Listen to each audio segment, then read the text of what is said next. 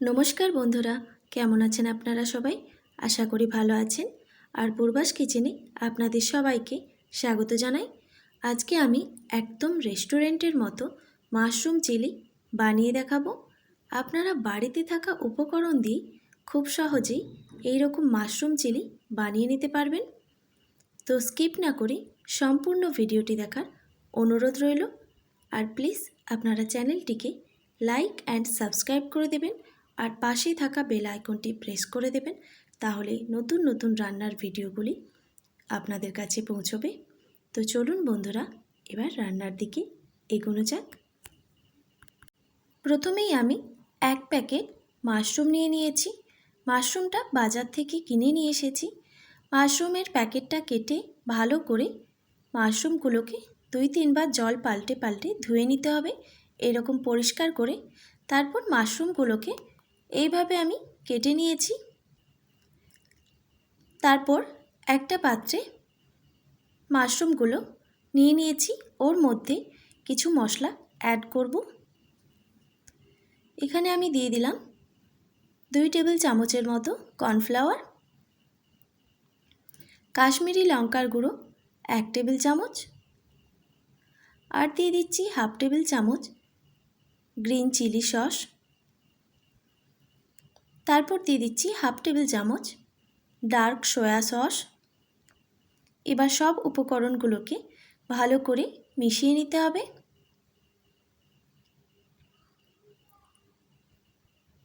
ভালো করে মেশানো হয়ে গেছে। এবার আমি মাশরুমগুলোকে ভেজে নেব। সেই জন্য আমি একটা কড়াই নিয়ে নিয়েছি। কড়াইতে দিয়ে দিয়েছি সাদা তেল পর্যাপ্ত পরিমাণে। তেলটা গরম হয়ে গেলে একটা একটা করে মাশরুম তেলের মধ্যে দিয়ে ভেজে নিতে হবে। এখন অবশ্যই গ্যাসের ফ্লেমটা মিডিয়াম রাখব। মাশরুমগুলো কিন্তু রান্না হতে বেশি সময় লাগে না।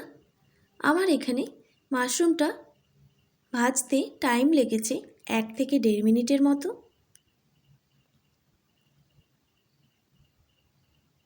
আপনারা বাড়িতে অবশ্যই এইভাবে ট্রাই করবেন। খেতে কিন্তু একদম রেস্টুরেন্টের মতো লাগে।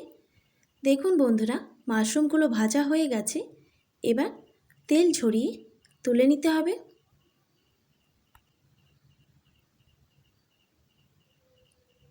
মাশরুমটা তেল ঝরিয়ে তোলার পর আমার অতটা তেলের প্রয়োজন নেই এখানে, সেই জন্য আমি কিছুটা পরিমাণ তেল তুলে নিয়েছি।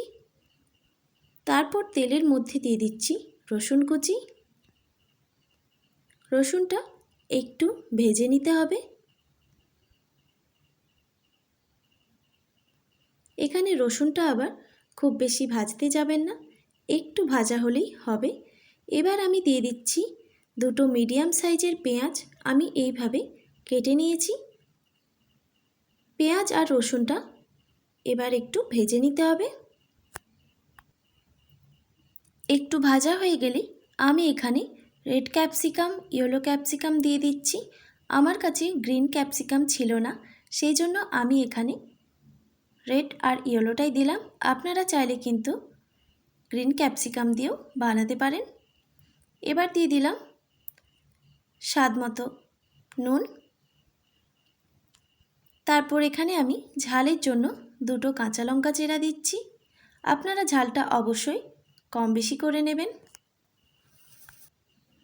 এইভাবে বেশ কিছুক্ষণ একটু ভেজে নেওয়ার পর তারপর এখানে আমি দিয়ে দিচ্ছি 1 টেবিল চামচ গ্রিন চিলি সস। আপনারা চাইলে কিন্তু এখানে রেড চিলি সসও ব্যবহার করতে পারেন। তারপর দিয়ে দিচ্ছি 1 টেবিল চামচ ডার্ক সয়া সস, আর 1 টেবিল চামচ টমেটো কেচাপ।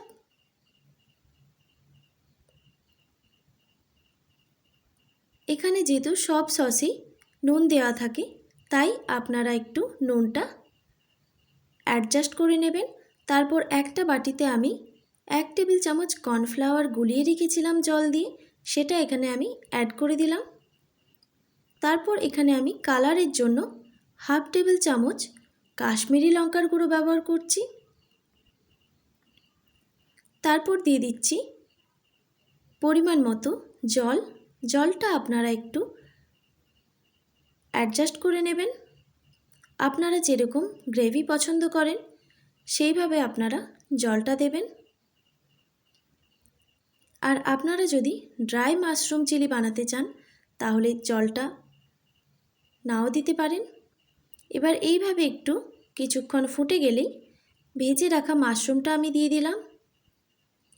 মাশরুমটা দেওয়ার পর আরও 1 মিনিট আমি ফুটিয়ে নেব। এখন অবশ্যই গ্যাসের ফ্লেমটা মিডিয়াম রাখব।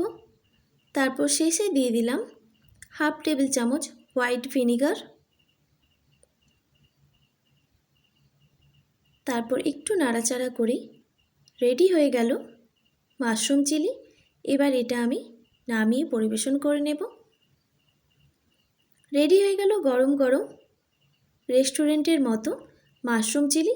আপনারা খুব সহজেই এইভাবে বানিয়ে নিতে পারবেন। আজকের রেসিপিটা আপনাদের কেমন লাগলো আপনারা অবশ্যই আমাকে কমেন্ট করে জানাতে পারেন।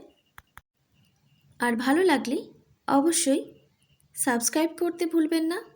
আর পাশে থাকা বেল আইকনটি প্রেস করে দেবেন, তাহলে নতুন নতুন রান্নার নোটিফিকেশনগুলি আপনাদের কাছে যাবে। ভালো থাকবেন, সুস্থ থাকবেন। আবারও দেখা হচ্ছে নতুন কোনো রেসিপি নিয়ে। আজকের মতো এইটুকুই। আর এতক্ষণ আমার সঙ্গে থাকার জন্য অনেক ধন্যবাদ।